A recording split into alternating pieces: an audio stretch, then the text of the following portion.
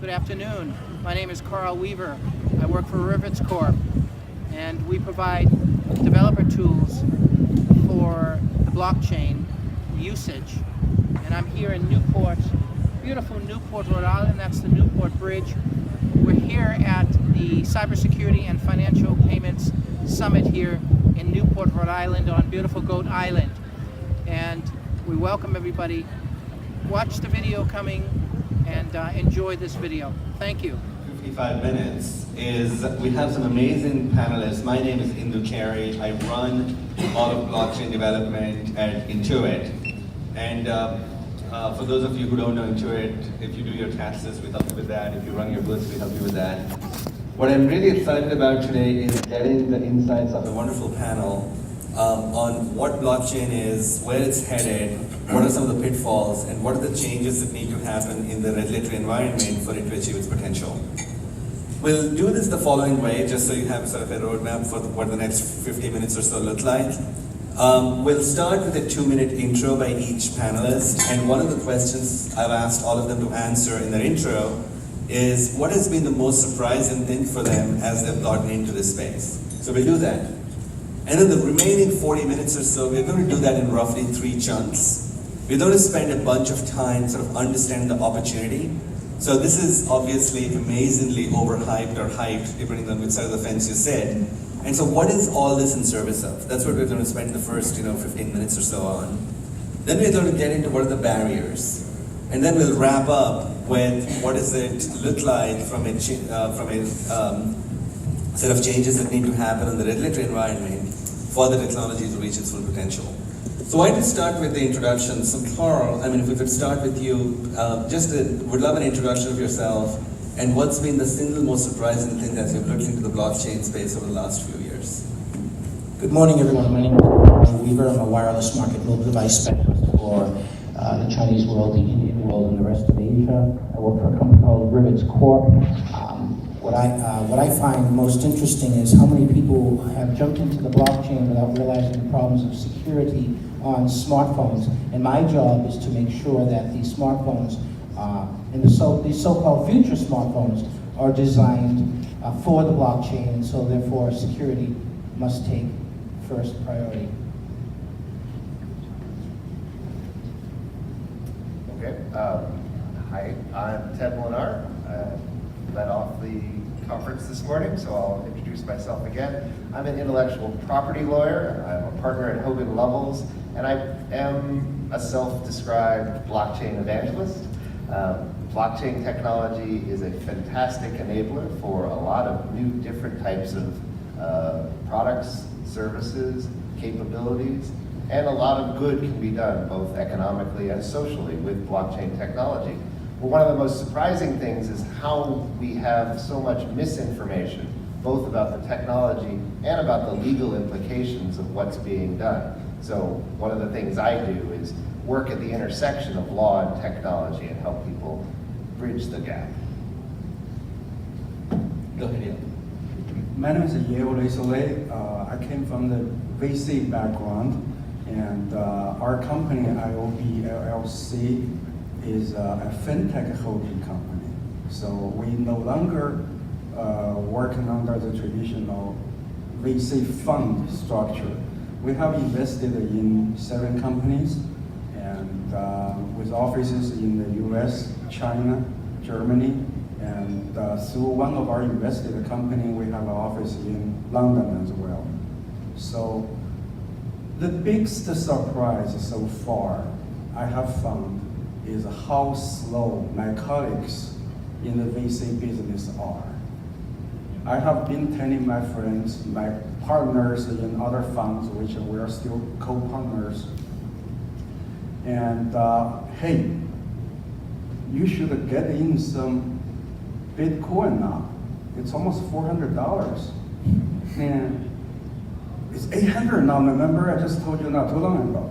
And 11 now, nope. But a few months ago, they asked me, Yale, should I buy? It's 16,000 now. So that is it. Good morning. My name is Norma Kray. I'm a senior policy advisor and a global chair of a cybersecurity and privacy practice in a global law firm called Holland & Knight. My background is half government, so when we talk about the world of policy, regulatory, how do you incent the regulators to focus and pay attention on innovation? Those are things I've spent a lot of time on, having worked at the Departments of Commerce, State, FEMA, and then actually the Department of Transportation. But I spent a lot of time same in a different way, that intersection between technology and cybersecurity and privacy in heavily regulated sectors. So I do a lot with fintech and blockchain and distributed ledger, and a lot of it is to help both the business unit understand how to talk back and forth, sometimes which is very difficult, between their chief counsel and really the C-suite and understanding what risk is. So today is focused on financial services, but there are a lot of opportunities with blockchain in other sectors like health and transportation and supply chain and others, but they have unique risks just like they do in the fintech sector. So thank you. Good morning, my name is Duane Block. I am a principal with Liberty Advisor Group. We are a management consulting firm. And we spend a lot of our time helping organizations work across their silos to achieve transformation or an outcome. And the thing I think about in this space is often it's more than one organization that needs to work together. So the thing that surprises me the most is that we are progressing. It's a difficult problem when trust is the issue we're solving for, or different organizations have to collaborate to achieve a transformational change. And just look forward to continuing to be part of that journey over the next few years. So I'll just keep this brief. My biggest surprise is, in a way, how much things are the same in every hype bubble, and we just forget every time the previous lessons. Every time I'm asked any advice on which coin I should buy, I refer people to a book that was written in 1857 by Charles Mackay. The title is Extraordinarily Popular Delusions and the Madness of Crowds. It's a very nice read. It's $13.99 on Amazon.com. So maybe I want to start with a question on what is all of this really good for? Right, so we get carried away with new technology. If we fast forward 10 years, if we fast forward a world where a bunch of problems have been solved around technology maturity and all of that, what can we do better, or what can we possibly do that we haven't been able to do so far? Who wants to take that? So I'm happy to start. I do think one of the things when we talk about blockchain, especially in this sector, we are really talking about bringing a different world to what we call the unbanked and the bankless. And if you think about the population, whether it's in the United States, we have 45 million people who either have little to no credit scores, and if you think about how that restricts people's ability to grow and have innovation and to access all the things that we do in the room, I think that will really be a huge help to us. The one thing though, and I think one of my colleagues mentioned this, we shouldn't be running headlong into the great world of tech disruptors, which I love, without talking about cybersecurity and privacy protections. And maybe when we get a little bit into the use of the technology with blockchains and nodes, if you're empowering everyone to have their own node on a blockchain, depending on what it's for, we're talking about personal keys. And we're relying on individuals to actually remember how to access their own information or data. And I think that there's a pro and a con to that great empowerment that I think blockchain will give us. But the risks have to be managed at the same time that we manage the innovation. So we'll come back to the risk area in just a second. I love the focus on empowering or enabling financial services for the underbanked and the unbanked. By some account, 50% of just the US is either unbanked or underbanked. Other ideas, other thoughts? Ted? So when it comes to the future of blockchain and payments, it is an enabler. It'll allow and perhaps a leapfrog of technology and empowerment for a huge class of consumers that are underserved in terms of banking, in terms of credit, in terms of payment capability. But one of the things that it can really do for us is remove friction from the system. Remove portions of our daily lives that are such an annoying part of having to transact business. And I call that sales tax. If we could take sales tax, value-added tax, environmental taxes, all of those taxing events that have to accompany a payment, and we put those on a blockchain, put those on a ledger that is accessible by the government entity that's actually imposing the tax, and removing from the consumer, removing from the payment processor, removing from the merchant the requirements of actually reporting and tracking all of these taxes. Blockchain has a great future for us in giving us the ability to take all of those ledger-based issues, putting them into a system that anyone can access, perhaps not everyone. We make it permissioned. We only allow the relevant parties involved to see those. You should have no problem dealing with taxes. It should be entirely transparent to all of us. That's the future I see for blockchain and payments. And just to double down on that for a second, what do you see the advantages of something like blockchain in that problem compared to just like distributed database, for example? Well, the beauty of blockchain is the encryption, the security. Once that transaction goes in, it's secure, and in that way, trusted. So once a payment is made, you won't have a regulator coming back and saying, well, we didn't see that we didn't see that payment was made, or it got lost in the system, or the check is in the mail, or there was 2 digits got transposed. Done digitally, done encrypted. There's a much greater level of trust, security, and reliance capability there for consumers, regulators, merchants, and the like. We shouldn't have long, drawn-out processes for determining whether or not tax was paid, or even taxes owed. Either the taxes is collected because the rules have been set in advance, or it's not collected. We shouldn't have these debates. Do you have a different perspective, Norman? So, I just had 2 quick thoughts on that. One is when you think, I agree that that's all true. I think the challenge is the relationship right now between let's just say the regulated or the taxpayer and the tax collector, is that the onus is on you to prove to them that you paid your taxes. And I think the question that is being asked, and it needs to be asked, is whether it's on the tax side or the auditability, whose responsibility will that be and how the regulators manage it? I think that's one, and I think that's something that we're working through, globally. And the second is, there's no panacea on the security side. We have seen attacks on blockchains and cryptocurrencies, and so there's that pro and con and how you manage that. Really, the last piece too is as you think about global privacy issues like GDPR and the Europeans, the whole right to be forgotten, and you talk about an immutable ledger, and then someone saying, well, I want that removed and I never want it to be seen again. Those are challenging issues, and we're not going to fix them on the panel today. We'll all have jobs forever, which is the great part, but it's this push and pull like anything with technology. So I want to, again, I think clearly all this, even though we want to separate out these areas, they all interlink very tightly. I want to go to Karl for just a second, and one of the things that became clear when we were doing the prep for the panel was that 4 of the panelists spoke Chinese. So in theory, we could have done at least part of this panel in Chinese. But I think part of the reason for that is, we always talk about the future, and the future is unevenly distributed, and it's already here in some places. So Karl, from the time that you spend in China and Asia Pacific, what can you tell us about what's already happening in terms of blockchain adoption, and what can we hope to see? So what we see right now is actually Asia is leading in development of blockchain technologies, apps, DApps, decentralized apps. That's what we see, that's what I see. China does not like the term cryptocurrency, Bitcoin. However, they do, and they are investing in blockchain tremendously, at least 500 companies. My job and what I see is companies that have already announced that they're developing a quote-unquote blockchain smartphone. Our HTC has made an announcement, Huawei has made an announcement, Lenovo.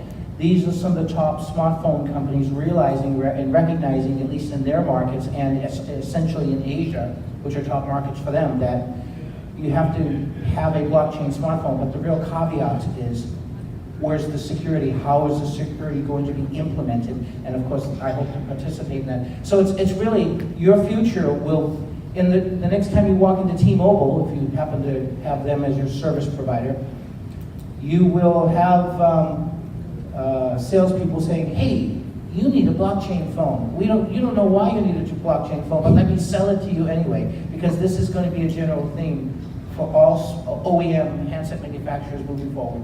And as someone who's on the inside of making that happen, what does a blockchain smartphone entail? Is it your wallets? Is it your private keys? It's about having tamper-resistant hardware security of the private key, especially because when you download a wallet on an open operating system like Android OS, Apple is closed, but Android is open. The problem is hackers are either have infiltrated, can infiltrate, probably will infiltrate that smartphone if they know there's something to steal for them to gain ROI. And for them to gain ROI, they simply need to use malware, hack the device, and then you're going to be in trouble unless you have tamper-resistant hardware security. We feel that comes in two forms. We're calling it dual roots of trust. There's a security vault already in every single smartphone, but most people don't know about it. It's called the Trusted Execution Environment from Trustonic, and it's using ARM's firewall environment called TrustZone. But we feel that that's not enough. The USIM, and now in the future the eSIM, the embedded SIM, there's a great way to take the cryptography, the secret keys, and the Chinese, the Jiani. There's a way to actually take two dual roots of trust, because you can't always depend 100% on the TEE, and you can't always depend 100% on the eSIM or the USIM, but both of those together on the smartphone, which every smartphone has a SIM card or an embedded SIM, every single smartphone, unless it's what we call Shanjaiji, which is a topic we won't get into today. Otherwise, every single Android smartphone that's ARM Core 11 based also has the trusted execution environment and ARM's TrustZone. So that's really about the importance of the blockchain to make sure that when we move forward, we don't have these issues of security. We need to make sure that our devices are secure. It's interesting you say that. So my mom, who, God bless her soul, I basically have a really hard time explaining to her what I do. I live in Silicon Valley and I do a bunch of stuff in technology. One of the amazing sort of pivotal moments for her was when we had our son, and I bought her a phone, and so she loves doing FaceTime because she can do that, and it's so easy. I think we as an industry have a long way to go before we can make this technology useful. That's for sure, before we drive adoption. Well, and on that point, I think that the applications will drive adoption, and having applications that solve real-world problems. And one of the things that my wife and I are doing now is buying a new home, and we think about that as a use case, and the idea that we need to prove title or have someone prove title. There is now a way to potentially have that immutably proven on a blockchain that would take out so much of the friction, to the point mentioned earlier, that would make that real-life use case better. Okay. From my and the investor's point of view, security, mobile devices, I use two. A more sophisticated OnePlus does pretty much everything. This is a simple smartphone I use for financial related stuff. But having in mind, I can afford to lose any one of them anytime. That's how I deal with that. This phone doesn't go on any Wi-Fi. I just don't do that. This is why I'm tapping into the free Wi-Fi right now. And but I have to be able to deal with it anytime I'm using both of them or either one of them. So that's my problem. I don't know how to trust everything. I can easily lose. And I do have my friends, partners, their phone, literally, they put on a mobile wallet, $40 million worth of cryptos. I just don't know how they do that. And one guy actually lost while on vacation in Bali, and they had to, with, I don't want to mention a number to you, but it's tens of millions Bitcoin, and that's his only income. So he had to hire a diver to retrieve the phone, spend more than 3 months, finally get everything restored. Where was it? No. It must have been a waterproof phone, I guess. It's not. They had to get it to somewhere, but anyway, it was an iPhone, by the way. I hate iPhone, sorry. But for the future of the blockchain, I invest with a very firm belief. The best blockchain company, you want to say 10 years from now? And I say, I simply don't know. Because I actually believe the best companies in the blockchain space have not been born yet, even though we're investing in them. And I also have a belief, 10 years from now, we wouldn't even be talking about blockchain. I am all in blockchain. Our investment is only blockchain related. But I believe the term blockchain wouldn't even exist. Because right now it's such a primitive technology. It's great. Distributed ledger is great. But right now we lump into blocks and on a chain. That's just one linear thing. It's going to be more sophisticated than that. Duane, I want to go back to some of the applications. And in your practice, so obviously the mortgage process today is best described as how many trees can you kill while you move into your dream home. Are there other application scenarios that you see that you're excited about? Well, I think we've started to already see a lot of traction in things like cross-border payments, where there's a great deal of inefficiency that we can eliminate, trade finance being another one. But the collaboration problem then reemerges as we get into the more systemic issues around clearing and settling and getting multiple parties to work in the same paradigm, the same platform, and the same set of rules. So just like we see inside the four walls of an organization the need to cooperate, we're now seeing that at an industry level to really achieve the art of the possible and the savings. I actually should have mentioned this at the beginning. This is also an opportunity for audience to ask questions. So are there any questions from the audience at this point? Please. If you ask the question, I will repeat it. Yeah. So you described the 10-year time frame, and it may not be called blockchain. There's a ton of investments taking place today. Can you name 3 or 4 implementations you see today that are taking place perhaps in non-regulated areas where it is driving some capabilities that weren't there before, that may not be in the regulated space, may not be in payments, but is having an impact right now? Yeah, I can just jump in and we can run through. I mean, I think in the transportation industry, supply chain, tracking of cargo, different things like that, those are a little bit easier. There is some aspect of regulation to that from the Homeland Security world, but if it's just pure tracking of cargo and maybe point of origin for supply chain, those are a little bit easier. We've talked about some aspects of smart contracts. I think that those are a little bit easier for some sectors. It depends though. Law firms are looking at some aspects of that. So there's some finite examples where it's not, you know, if we're talking about an electronic health record or health IT on a blockchain, that's not something I think we're going to jump right into. We'll get into the regulatory structure in the fintech world. So I think there's some smaller issues that we're seeing that could be manageable. And I think in just the supply chain space, I think we saw maturity there faster. I think De Beers was very quick to market with diamonds on a blockchain and to be able to prove that they weren't conflict mined, et cetera. But again, there you didn't have as many regulatory issues or that collaboration issue to overcome. I think in terms of authenticating that a product is actually real or not, there are a lot of counterfeits in the world.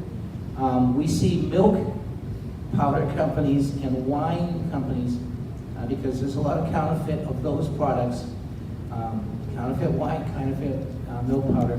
We see that activity happening on the blockchain right now, where they want to authenticate through a serial number on the can of milk powder, written into the blockchain that is actually legitimately sold by Nestle or one of these other companies that provide this milk powder, especially in Asia, especially in China. It's a big thing. So similar to the Walmart solution for tracking food. Right, Yeah. food safety, that's the Food food safety. safety application. But there's land records are being put on blockchains to deal with, you know, disputes over ownership, disputes and corruption within government, avoiding those kinds of frauds relating to major assets, real estate in particular. A nice one to talk about is flight insurance. So there's a company out there, if you go to fizzy.com, F-I-Z-Z-Y, and you're flying from the US from New York to Paris, you can get flight insurance. And they put that on a blockchain with a smart contract. If your flight's delayed more than 2 hours, you get paid. You don't have to file a claim. You don't have to put in a proof in. It just happens. The smart contract checks the database, finds out that your flight is late, and currency is deposited into your account. So it enables an automated transaction. Does that have to be on a blockchain? Maybe not. So one of the things to consider when we're talking about these innovations is the new development really using the power of blockchain technology, or is it just a better database? When I said we don't know what the blockchain shape and the form will be, doesn't mean we don't invest in them. We just have to, because it's pushing that way. Blockchain is here to stay, but the name might not exist. And I really look all of this like 1993 of the internet. We got email now by that time. But I wouldn't be able to invest in a company called Google or even Amazon. I didn't buy Amazon until 2001, which actually turned out to be great for my mother, my ex-mother-in-law. And they just called me a few months ago and said, we're still holding them, what do we do with them? I said, great, hold on to them. That's just by accident that we're still holding on to them. And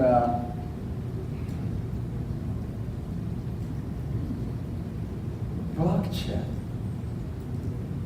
We actually, from just investor, passively into the actively try to do something.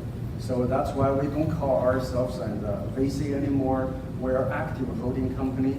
And what I see in the great future, one application where I understand a little bit is actually payment and trading on the blockchain, meaning decentralized payment system that is compliant with various government, local, and tax, legal, all those kind of issues resolved on a blockchain and our network. We actually call them mesh.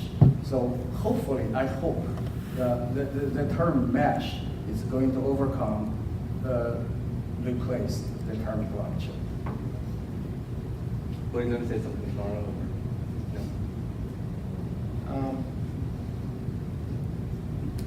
No, I think you've said it quite succinctly. So two examples that I've seen that are very different scales of the spectrum. There's a really interesting application I've seen where the closing of a private equity fund, that entire close process is actually automated in blockchain. And what was interesting in that instance was you had to go and actually update the regulatory environment in the island of Guernsey so that a private key that was hosted on the island would actually satisfy the equivalent of being in person there for a closed process. So that was an interesting example where you had to go through the regulatory environment change as well. The big social experiment that's going on right now in India with Aadhaar, if you guys are familiar with that, the digital identity system, where 1.2 billion people have literally received their biometric IDs over the last 4 or 5 years. A lot of that will actually go in blockchain, and so that's going to be interesting in terms of how that will prove out. I want to switch gears. I think Yeah, please. what I just want to say is that until the ecosystem as a whole makes this technology like the KISS principle, keep it simple, unless we do that, there are lots of, this majority of the population is going to be on the outside. People in here understand a little bit more about blockchain. We can read about it every day. It's changing rapidly. But I hate to say it, but that fruit-sounding company might be one of the companies capable of getting the user experience right. Not that they're in it, but they're one of the companies that can get the user experience right to the level that's needed for huge mass adoption of the technology. We don't have huge mass adoption of the technology. Maybe a company, a Fortune 500 company, needs to step up and show us the way forward. I think that they're doing that now. Yeah, please go ahead. No, that's all Oh, my well, I actually wanted to say what you were saying, Karl. I wanted to use that. It's a perfect segue to what are the potential barriers, right? I think we've talked about ease of use as a barrier. What are some of the others?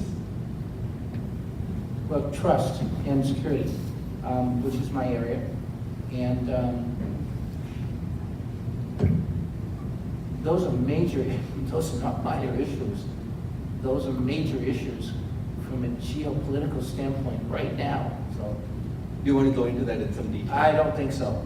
Any reporters here? Don't report that. So this is all off the record, by the way. And about trust, I found that the most interesting thing talking about the blockchain, the distributed ledger thing, trust and trustless is actually interchangeable.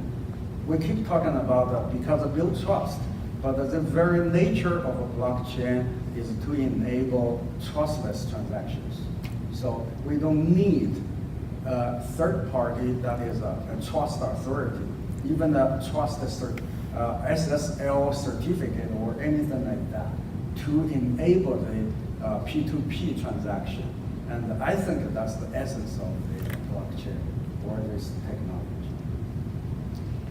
One of the things we think about too are which use cases are truly appropriate. And you think about the diamond example earlier, not a high amount of throughput or transactions, but if you think about Visa 17,000 transactions a second, then that has a different implication to the scale that a network would have to provide. And the ability to scale to meet specific use cases right now is kind of deeming whether that use case is a fit or not. So over time, the more we can do to scale and the more capability and capacity we have, the more use cases that could potentially be a fit. You know, the one piece I'll say, and maybe this will segue us into one of our other topics. The piece that we really need to bring together are those who are in the tech innovation world and those that are in the heavily regulated world and the regulators. Because right now we almost have three buckets. Now, a legacy, I would argue, a legacy financial services banking institution is a fintech company, but there are some who are on the tech side who really want to argue that it doesn't matter to them how their blockchain is used. It doesn't matter, it's not their problem, it's up to the users to make those decisions, and those who should have to worry about the regulatory structures or the hurdles are those that use it. I know we're going to spend some time on that. The other piece, just related to your example in India, what we do need though is to have some global discussions about harmonization about what this will mean and how it's regulated. Because when we look at any of the nations around the world, the EU, India, G7, G20, APEC, ASEAN, when we see the emergence of digital economies, not really emergence, they all are inclusive of blockchain and talk about trust and traceability, but security. But everyone, and privacy, everyone has a different perspective on that. So we can either all run headlong in 12 directions and figure it out later, which won't be good for innovation or the private sector, or we can come together to figure out what the it means. And I think maybe others will have opinions on that too. Ted? Let me interrupt because this is rather important. We didn't scale payments until that fruit sounding company finally gave us a solution to do proper payments. I don't know how many people do Apple Pay now, but it is safe and it is secure. So some organization needs to step up. Like I was in the near field communications NFC world, 2008, and I saw company after company try to step up, but they couldn't hit the home run. Apple stepped up, they hit the home run. Apple Pay is being sold more and more now in the world today. Irrelevant of Alipay and Tencent Pay, okay, that's unsecure, unsafe barcode technology, right? But it does take a visionary company to step up, I think, at this stage. I don't see it happening from this food sounding company at this point in time. Let's see who else can step up and show us the way for all of this, because I don't see it yet. I see lots of little players running around trying to fight a battle. I don't see the battle won yet. So why do you think that is? Why do you think no established player has really stepped up to the plate so far? Well, let me try to harmonize a few discordant tones that have been struck here.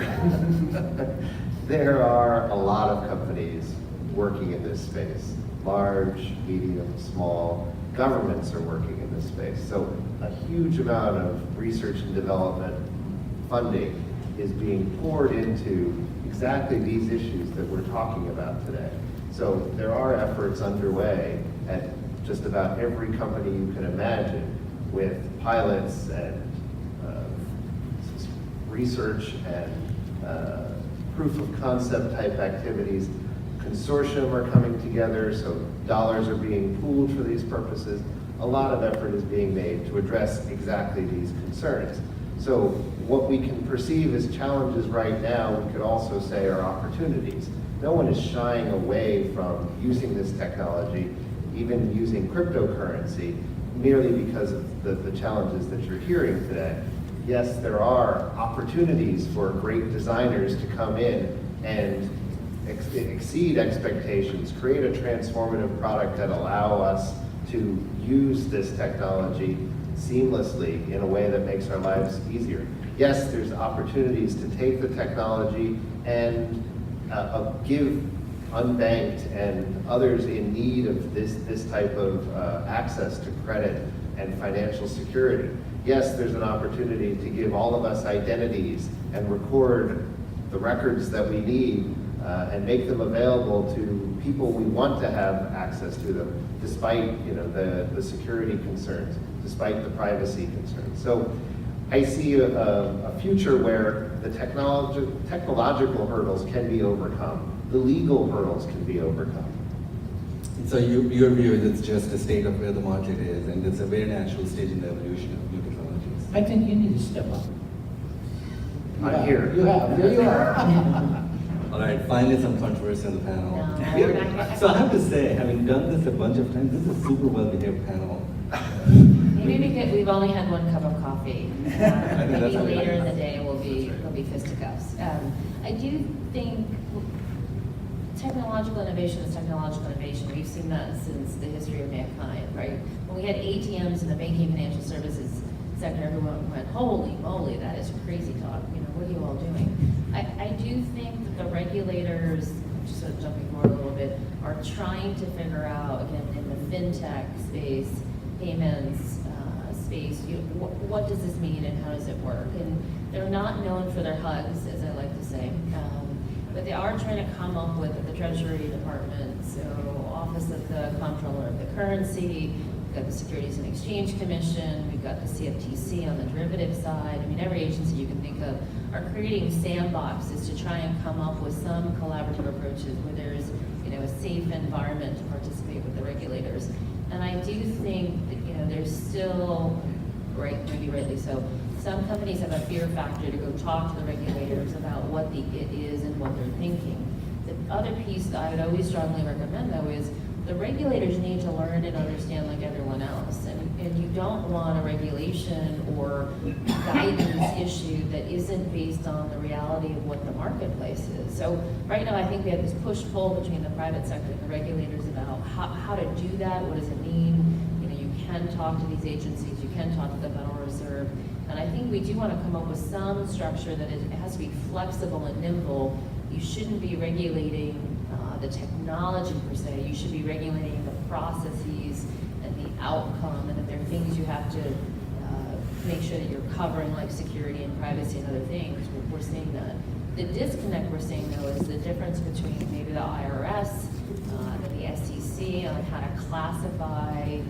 It's really more in the cryptocurrency ICO space. States are kind of jumping into this debate, whether it's blockchain or virtual currencies. If I have to explain the difference one more time, I think my head will explode.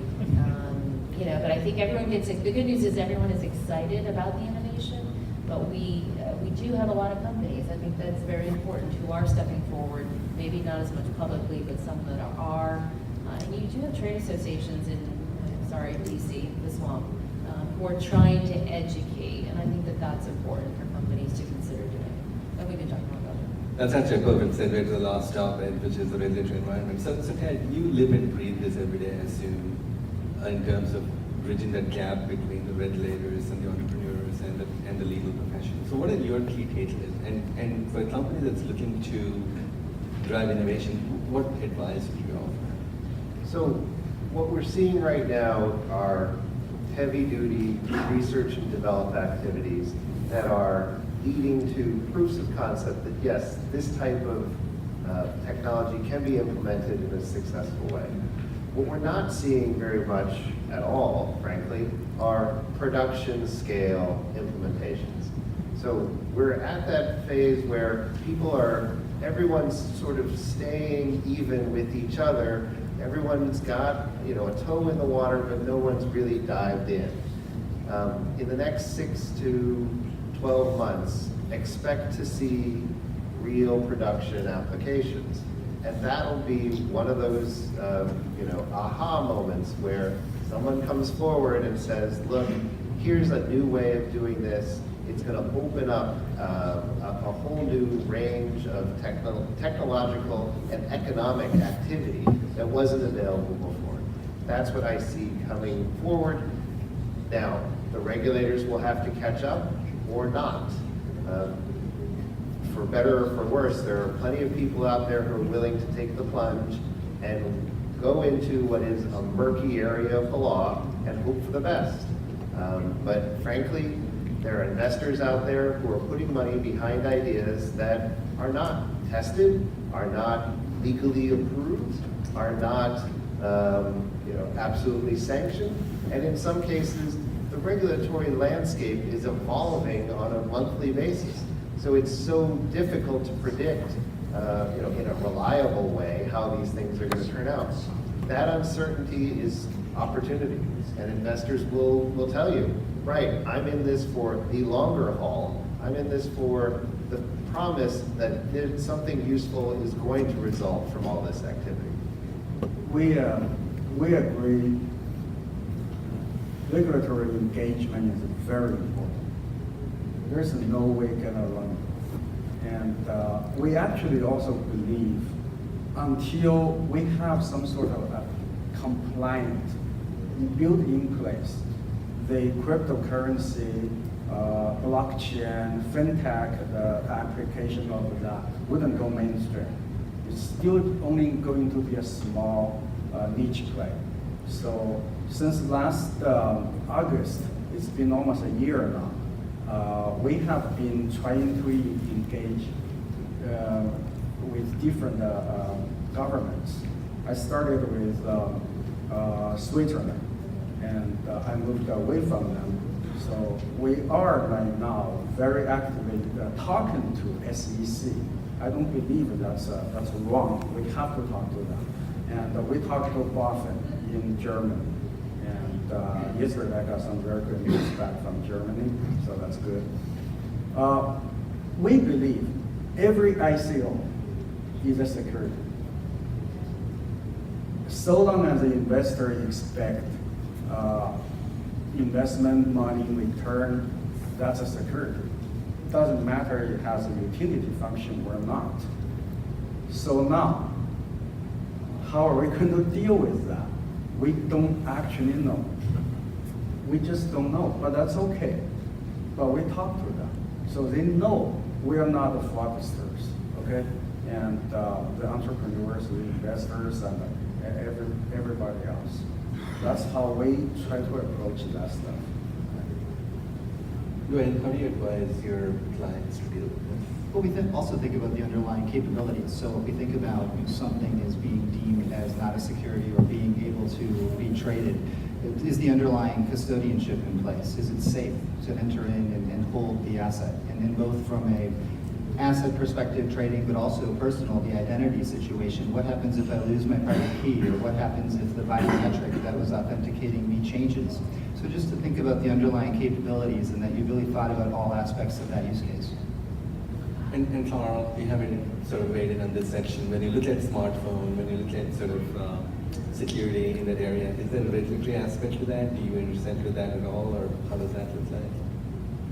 Yeah, it is a regulatory aspect, and as far as governments go, they're kind of blocking, they're kind of including the blockchain activity as a payment mechanism right now. And there's lots of standards and payments right now in the wireless, on the mobile device side. From the security perspective, there's a global platform. There are standards organizations for the security of anything that's embedded into hardware security, security modules. So I think that for the blockchain to evolve, certain standards need to be adhered to by a steering committee. You can't have a technology out there in the market that everybody's adopting if the standards aren't in place, or if the standards are evolving too fast and not everybody is involved in making the changes to the standards. It's really tough. It's really tough from the perspective of a hardware vendor. They just say, give me the technology, give me the standard, I'll put that thing in that device. That's all I care about. I want to sell these things. A lot of unknowns still, from my perspective. A lot of unknowns. That's why we don't see a phone right now saying, I have a blockchain phone. We have companies trying to provide the security, which is what we're trying to do as well. We're an ICO.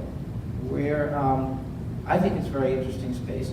I'm not anti-anything, but I just know about security of mobile devices.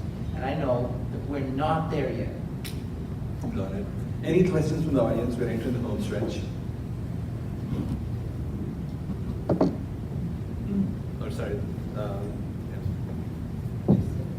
Well, I think my question would be, Say your name. I'm Joe Boniface and I work for Discover.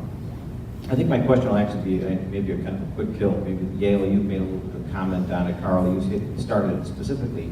You've mentioned a couple times around the security of the end user device, right? Whether it's the mobile phone or something else, and how that will perhaps enhance or inhibit blockchain rollout. And I had not heard that perspective before. And if you could just add a little bit more, like kind of what's happening, and should we be as an industry worried about that today, given the fact that the devices are kind of as they are? Hell yes. Well, there you All right, there we go. Do you want me to say more? Well, because I can be PC or non-PC, it depends on you. PC and 30 seconds, right? Okay, so we truly have the opportunity to have tamper-resistant hardware if we understand that software itself on a mobile device, without being embedded into a chip, will never be secure.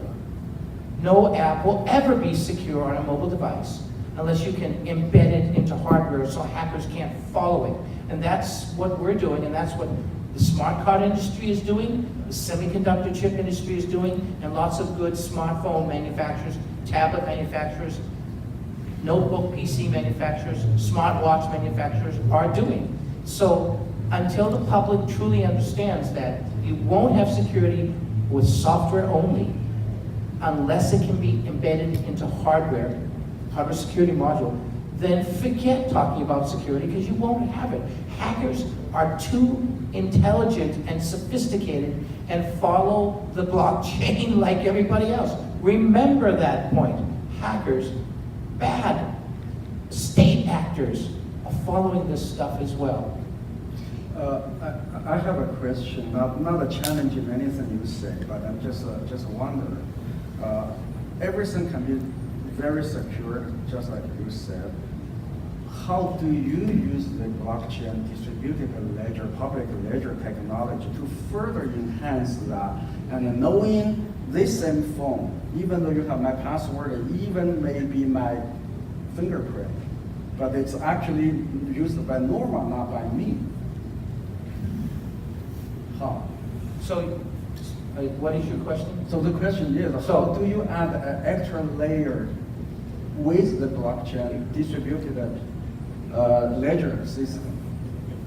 You need a token that can be protected and put into a secure environment. By the way, every single phone has that secure environment, like a safe or a vault in their smartphone right now.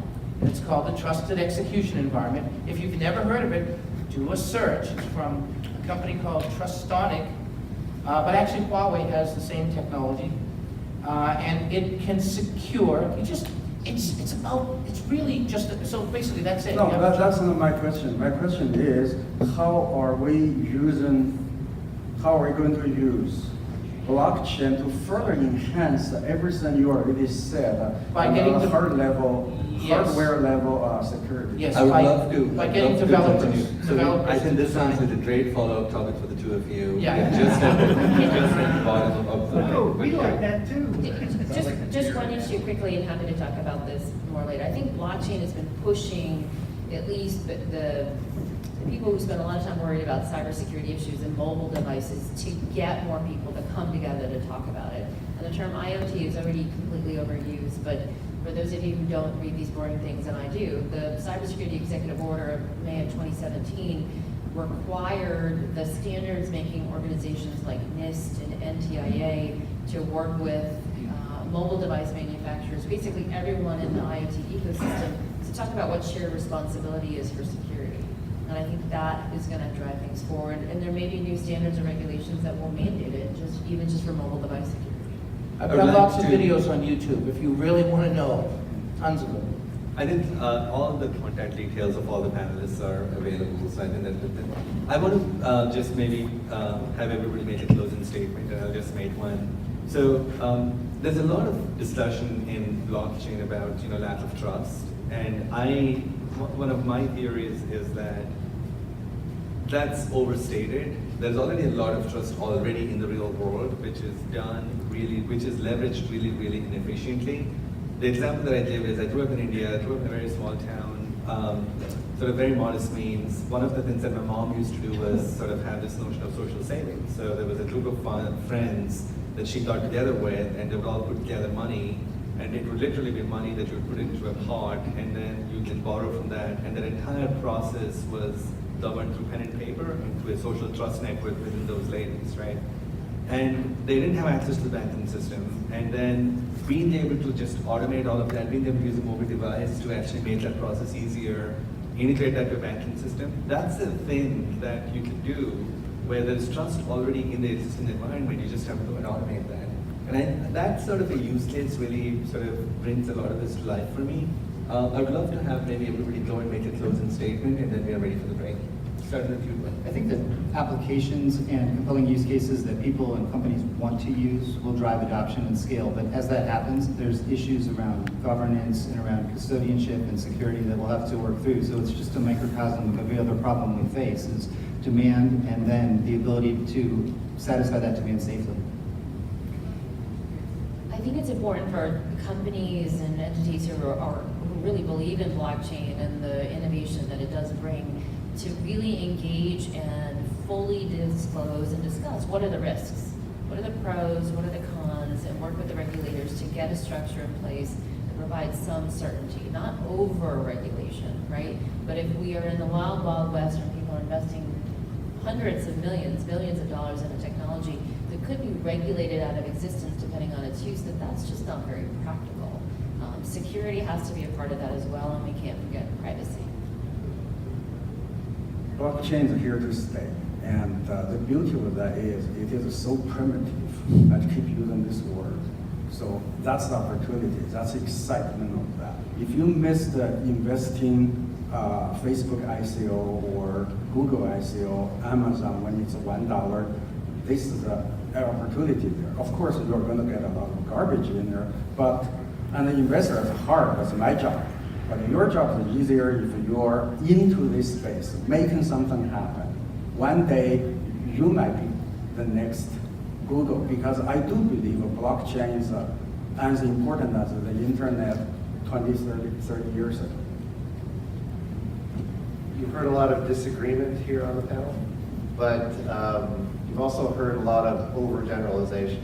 So there's a great deal of nuance to be considered when we're talking about blockchain technology and the implementations. There are going to be disagreements about whether or not things are secure enough, private enough, legal enough, investable enough. But at the end of the day, there are going to be ways through this minefield where blockchain technology, cryptocurrencies, ICOs, mobile security, all those problems are solved, and we are going to have a new enabling technology. Well, actually, we're never going to solve security, because once somebody develops security, another smartass is going to crack it. So we're never going to solve security. We're going to spend money trying to do that. Any apps developers in the room, if you want to truly provide your app with more security as you access the blockchain, please contact me. My name is Karl Weaver. I've got about 150 videos on YouTube, about 80 on Youku, Chinese video streaming website. We're providing real security, and I don't mince words. Thank you. Thank you, everyone. Thank you for a wonderful panel. Thank you.